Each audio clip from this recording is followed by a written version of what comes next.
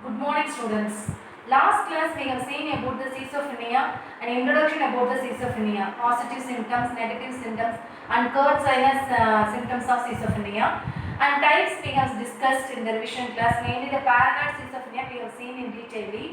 Other types of schizophrenia and nursing management we will see today class.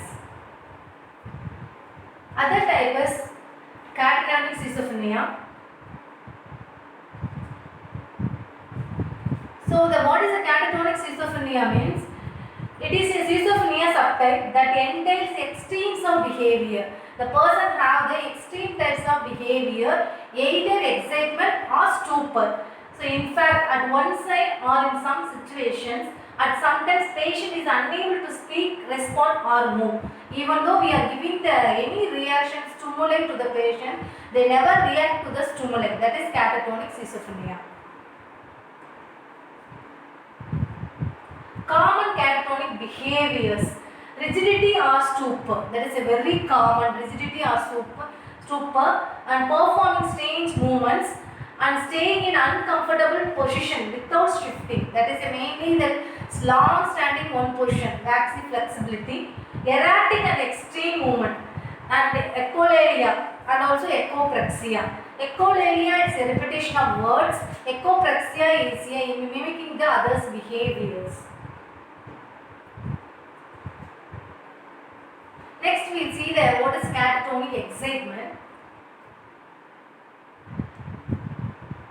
It occurs between the age of 20 to 25 years and equal in both sexes. Both the gender they can equally get. There is no higher lower in sexes. And prognosis is good and also reoccur is common in this. What are the symptoms are disturbance of thinking and behavior, and also the symptoms are acute and subacute onset. So acute onset of schizophrenia which has the good prognosis. And artistic behavior, the person going the purposeless excitement and destructive behavior they are showing. And delusion and hallucination is very common. The hallucination, mainly the command hallucination, is common in this. Next is catatonic stupor. What are the symptoms of catatonic stupor? Are absence of speech, maintenance of rigid posture, and also even though we are giving any effort to move the body, they never moving the body, maintaining the same position. And negativism, opposite reaction towards the stimuli, and bizarre behaviors, that is the unexpected different type of behavior they are showing. And stuporous reaction towards surrounding. Stuporous, nothing that never react to any stimuli. Then echolalia, mimicking the others' words and mimicking the others' behavior is called as echopraxia. Then waxy flexibility, like we can't flex our body as wax. Then ambitendency and coexistence of two feelings. Next type is disorganized schizophrenia. It is otherwise called as epiphonic.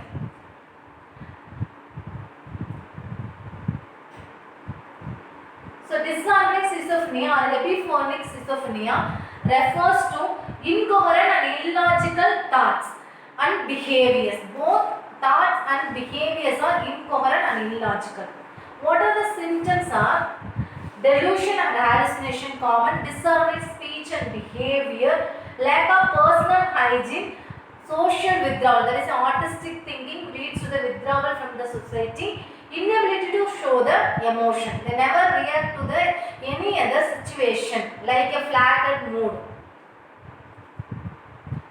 Next type is undifferentiated schizophrenia. Nothing else. The category of the symptoms will not come under the other types. It is called as the undifferentiated schizophrenia. So there is a diagnosis of undifferentiated schizophrenia is given that the patient are exhibiting all the types of the symptoms now, but not meeting the criteria of other types.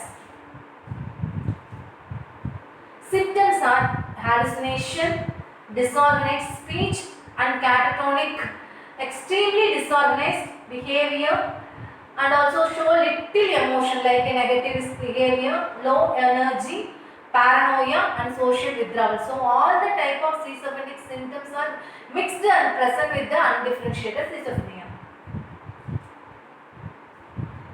Residual schizophrenia. Residual is the latest stage of the schizophrenia. The persons may be in the chronic stage. They will be showing like a residual symptoms. It is called as residual schizophrenia. Like an iceberg. We can't identify the symptom. It is a depth present with the patient mood. Long duration of the condition, we can identify the residual type. That is the person's chronic sufferance. When the positive symptoms are disappear, they will be showing like a symptoms of negative symptoms. So higher predominant negative symptoms are present with the residual type of schizophrenia. It's a chronic onset of disorders. Here mainly that they will be little interest in life and not engage in eye contact and conversation.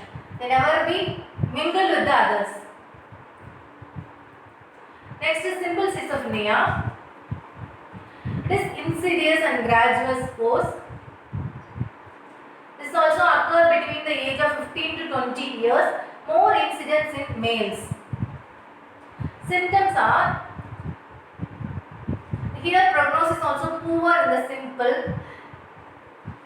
Disturbance in affect, disturbance in thinking, and disturbance in the mainly the perception and thought. That is a delusion and hallucinations are rare in this.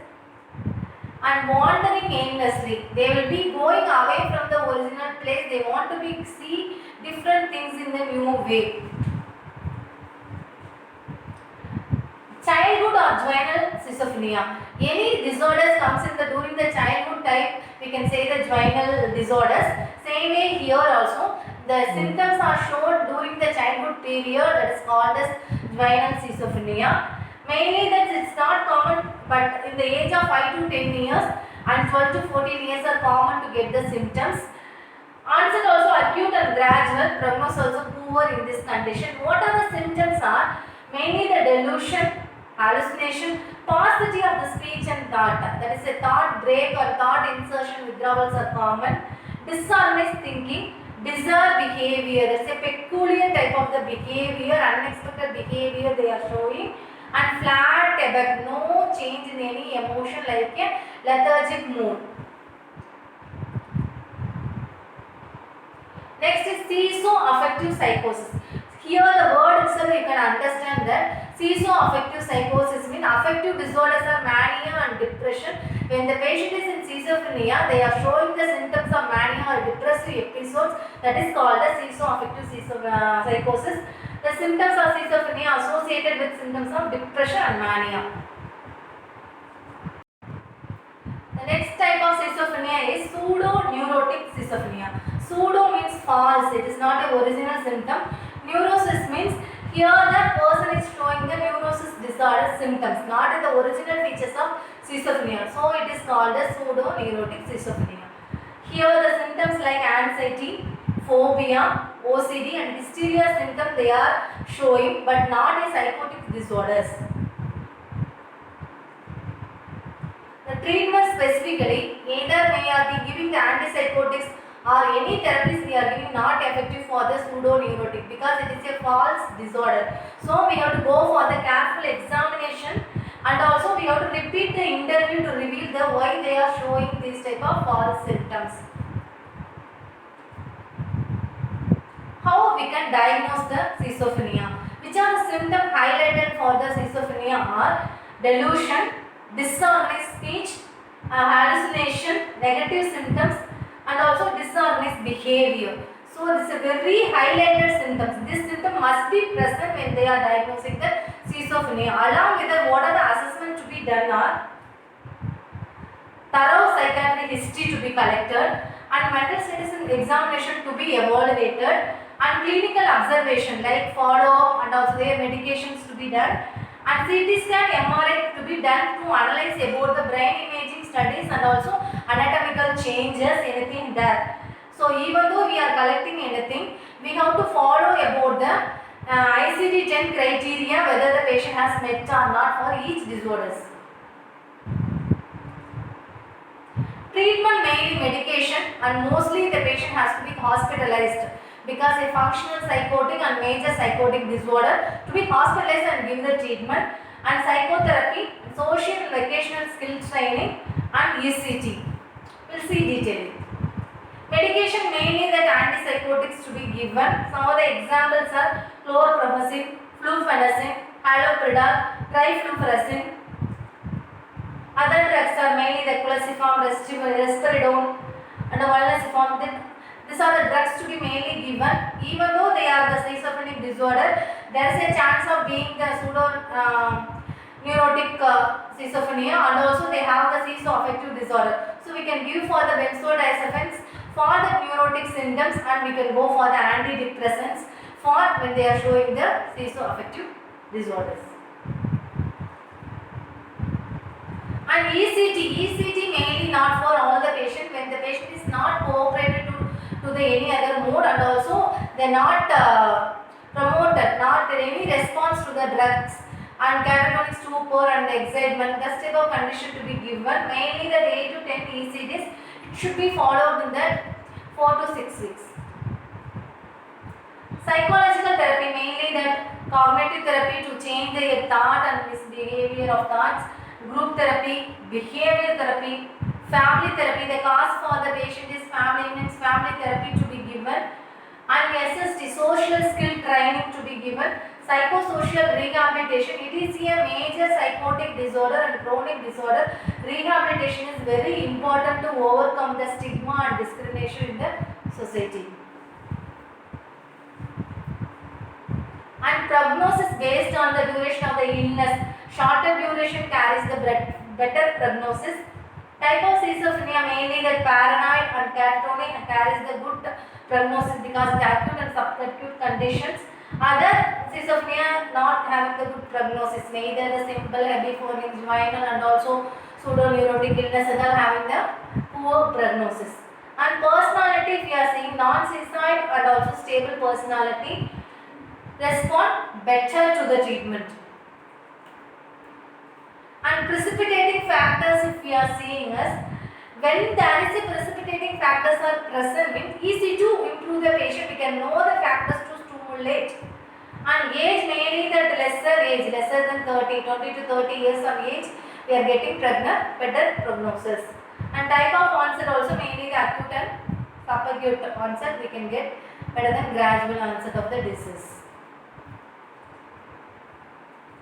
Nursing care plans will highlight that risk for self-directed violence towards self and others, related to that delusional thinking, common hallucination, negative role modeling, and lack of trust. And social isolation, there is a lack of trust, panic, anxiety, and also the patient having the repressed fear, unacceptable social behaviors. Then ineffective coping due to this. This also trust, inability to trust, negative role model, low self-esteem, personal vulnerability. These are some of the reasons. Distant sensory perceptions, mainly the auditory and visual perception problems are more common due to their anxiety, withdrawal, that is autistic behavior, and stress. And disturbed thought process related to inability to trust, panic level of anxiety. So this is a very common. When they are seeing that the patient will be having the problems in the maintaining coping, and also thought problem, perceptual problem, and also they are having the behavioral violence. So we have to analyze the full thorough mini mental status examination and get out the problems which leads to the precipitating factors to be identified, and make the patient to have trust. Because inability to maintain trust or inability to have trust to the others and self only, there is a major problem for this. Fear towards the environment, unwanted, anxious towards anything. These are the things. So make them to improve the self-esteem by making the group activity, identify their own strength and also own weakness also to be identified to improve. Then only they can improve. We can provide more type of behavioral techniques to involve with the others by giving token economy and also positive reinforcement. These are the technique can be applied to improve it. And social skill training also important after hospitalization. That is will be given to the society to improve the some of the job opportunities we are provided. They will be getting confident and to survive in the society. So we have to motivate and counsel the patient to accept their illness and adherence to the treatment. That is very important in the nursing management. Some of the famous people, it is abroad only, that is Peter Green, Darrell Hammond, Leon Aldrich, Syed Barrett, John Higbee, and Edward Einstein. These are some of the famous people. They have diagnosed, let's say, schizophrenia and got treatment. They survived. Some of the examples. So, any disorder, if you are adhering to the treatment and following the prescription, it will be major effective outcome to be there. As a nurse, we have to educate to the patient and family members to cope up the situation. Any doubt you can ask in the class hours. Okay, till now we have seen about the types of schizophrenia. That is mainly that except the paranoid schizophrenia, other all the types we have seen what are the symptoms, how to diagnose, how to give the treatment and major nursing diagnosis. Thank you to all.